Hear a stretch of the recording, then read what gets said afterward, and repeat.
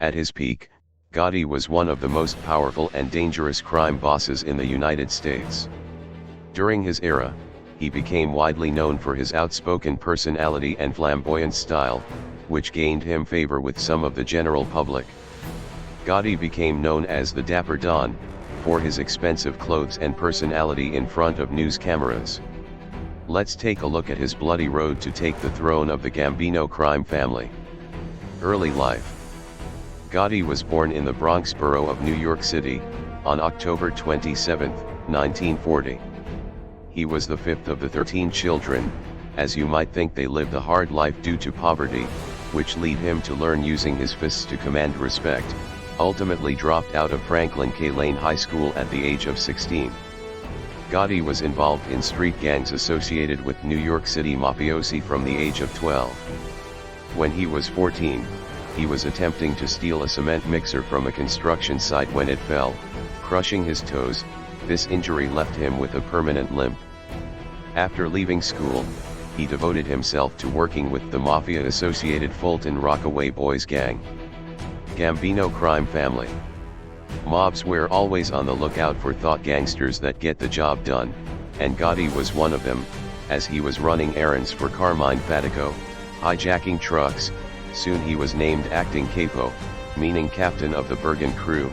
In this new role that Gotti met his mentor and Gambino underboss Aniello Neil Della Croce, and the two became even closer during this time. The two were very similar, both had strong violent streaks, cursed a lot, and were heavy gamblers. On October 15, 1976, Carlo Gambino the boss died. Against expectations, he had appointed Castellano to succeed him over his underboss Della Croce. Della Croce, at the time, was imprisoned for tax evasion and was unable to contest Castellano's succession. Castellano arranged for Della Croce to remain as underboss while directly running traditional Cosa Nostra activities such as extortion, robbery, and loan sharking.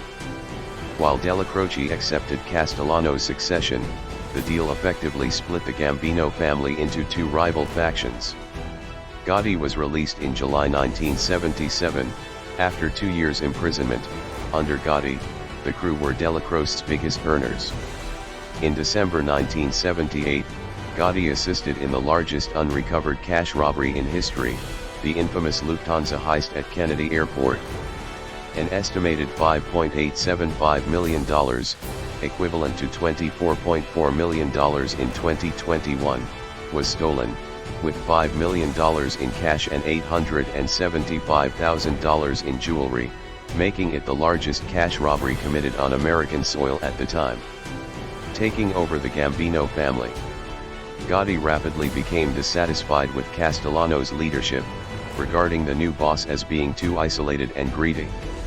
Like other members of the family, Gotti also personally disliked Castellano.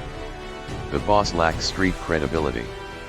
In August 1983, Ruggiero and Jhon Gotti, two members of Gotti crew, were arrested for dealing heroin, based primarily on recordings from a bug in Ruggiero's house.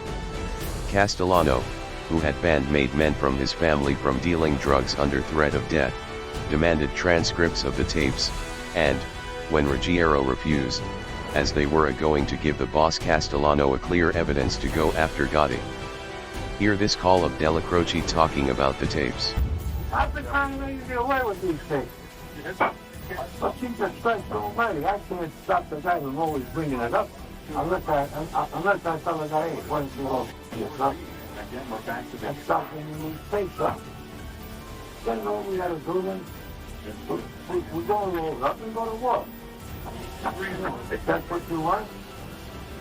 December 2nd, 1985, Della Croce died of cancer, and Gotti knew he is left with no guard and Castellano will try to kill him, so he decided to act first. It has long been a rule in the mafia that a boss could only be killed with the approval of a majority of the commission. Gotti knew that it would be too risky to solicit support from the other four bosses, since they had long-standing ties to Castellano.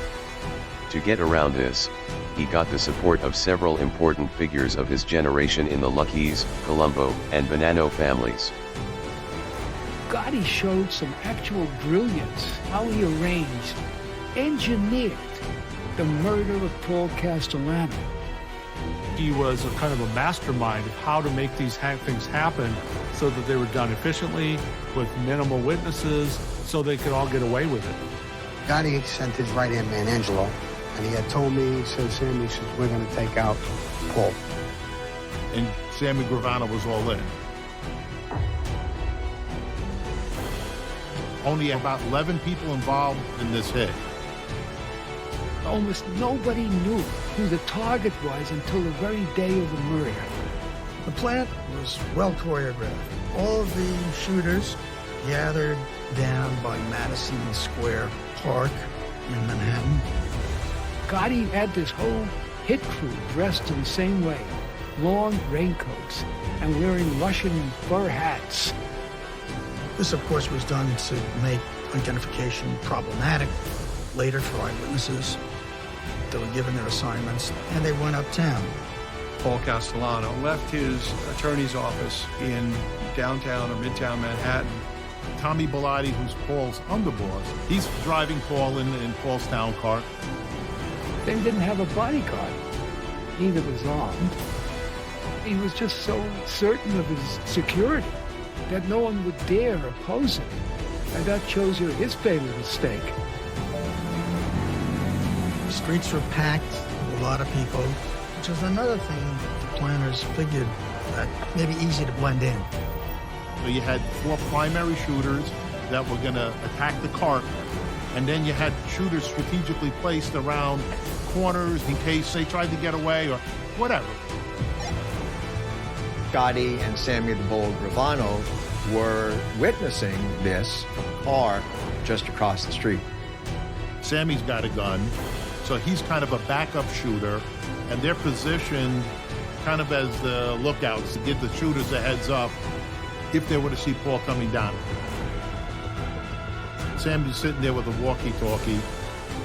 You know, suddenly they notice Paul's car pulling up right past them and stopping at the light. They're just praying Paul doesn't look over because he would recognize them in a heartbeat. I said, John, they're right next to us. And I told John, if he turns in our direction, I'm going to start shooting right here and now. Light changes, and Sammy radios to the shooters, hey, they're pulling up right now, so everybody get ready. So when Paul Castellano and his driver showed up at the Sparks Steakhouse in Manhattan, they got out of the car, and as soon as those doors opened, Gotti shooters were right on the scene. Before you know it, numerous shots are fired. And these 2 men were dead in the street.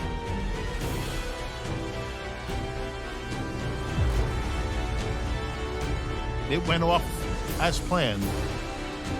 Once they confirmed that they were dead, these guys calmly walked into the crowd, disappeared. According to Gravano, he and John watched the shooting take place and then drove by it and saw that Bellotti and Castellano were shot and then drove away. They both died at the scene. No chance that ever even bothered taking them to a hospital. They went right to the morgue. Of course, there's pandemonium in the street, the shooting with 2 bodies on the curb. There's Castellano who's clenching his gloves in his hand, mouth open, blood all over the place. the killing of Paul Castellano was not only a big deal in the mafia world, it was a big deal in the general public. This was an execution in the middle of New York City. What happened? Why did this happen? What was going on? Who did this? Mob boss taken out in broad daylight in Midtown Manhattan, and basically nobody saw anything. It was huge. Every single newspaper in New York had it on the front page. To the general public, this was scary. It was titillating. It was real tabloid fodder. And New Yorkers really eat that up. Everybody's figuring, okay, are we going to see a war on the streets now? What's going on? This is a major, major hit. This moment changed the trajectory for Jhon Gotti. The Paul Castellano killing really catapulted Jhon Gotti into the forefront. Gotti overnight became the premier gangster in the Gambino family. This now becomes this power vacuum in the most powerful crime family in New York. And Jhon Gotti was stepping into that void and taking control. There was a meeting of the captains in the crime family, and Gotti was voted in. So here he is. In his 40s, he's now the head of the most powerful crime family in America.